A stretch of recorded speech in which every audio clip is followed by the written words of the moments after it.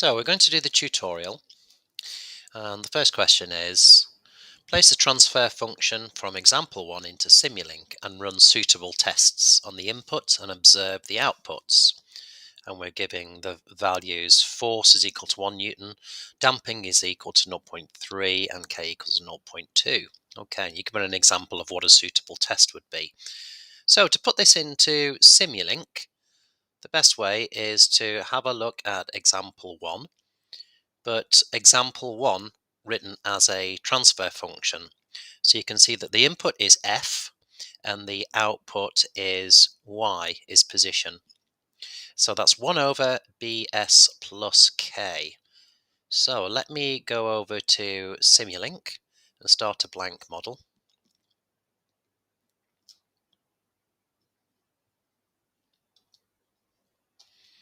Everything's in the library browser. So I'll click on the library browser.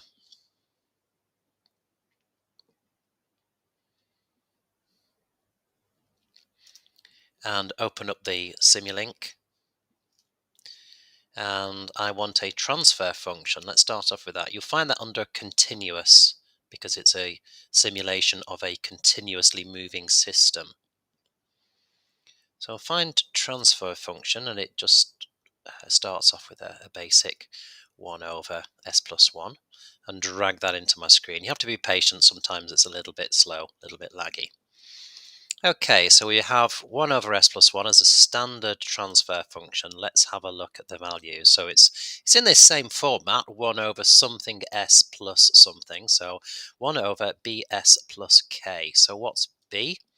B is 0.3 and k is 2. So I can double click on that.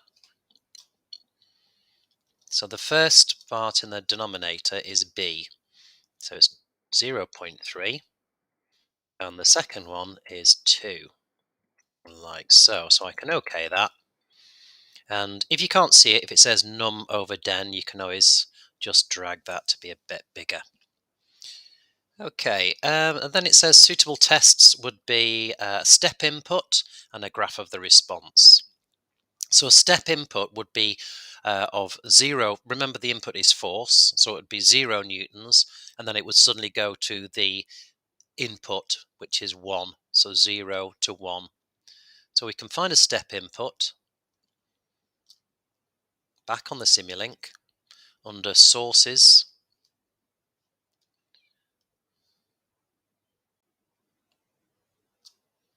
step,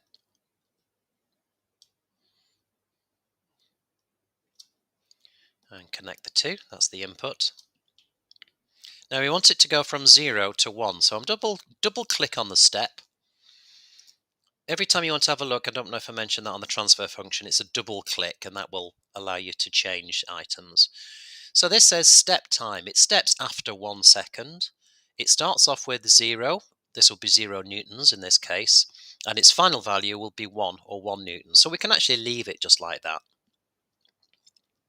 And we want to see the results. So to see the results, that would be a sync. So we sync the value into a scope.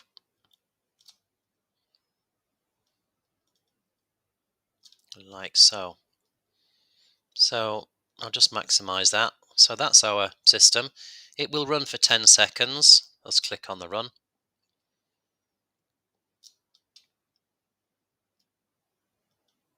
And double click on the scope. Double clicking on the scope and then waiting, being patient, shows you that after 1 second, it then applies a value of 1. But this is the result of the output. This is Y.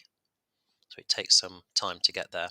Now you can see that there's not a lot happening after about 3 seconds. So if you wanted to see that a bit better, you can just change your stop time to 3, run it again. It's almost like zooming in on time. Double click the scope and you can see that it moves, and it moves to 0.5. Why does it do that? Well, let's have a look at the example and what it actually is that we've modeled. There we are. We have a force as an input. This point, which is point Y, moves due to the force. The spring is a compression spring, and the damper acts to slow it down. So if we turn that sideways, it could be a car. It could be someone getting into a car, and this is a suspension system of a car with a damper and a spring. So the car goes lower. This is the road on the right-hand side. Remember, we can rotate it around in our mind's eye, or even better, I can do it like that. So you could apply a force, and the result would be it goes down and then settles at a value. And that's exactly what you see there. Okay, so that is question 1. Thanks.